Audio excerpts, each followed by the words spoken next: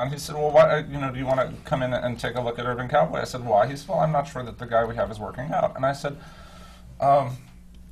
okay, I mean, you mean just to orchestrate? He said, no, you'd be playing piano on stage, and you'd be music directing, and there's a song that you would sing, and then, there's arranging to do. And I said, how much is done now? He said, well, nothing, really. And I said, yeah, I mean, when you say nothing, he said, well, no, I mean, everyone's singing in unison and the dance arrangements change every day. I said, oh, so nothing. He said, yeah, nothing. I said, when do you go into tech? He said, in a week.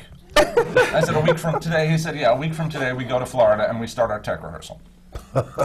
And I said, okay, well, this is interesting. Let me come take a look at it. And I came and I took a look at the rehearsal. And I was very impressed with what Lonnie had done in terms of how the show was moving. And I was particularly impressed with the girl who was cast in the lead, Jen Colella, who I thought was magnificent. And I thought, gee, I want to work with that.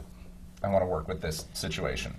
But the music department was a mess. And I said, look, you're in trouble. I don't know how to do this in a week. And Lonnie said, well, just do what you can. Will you do what you can? And I said, well, look, there's a larger problem that which is that there are some moments that are just sort of missing, the musical moments that are missing. And there was sort of a silence on the phone, and he said, well, you write songs. And I said, okay, maybe I can do that too.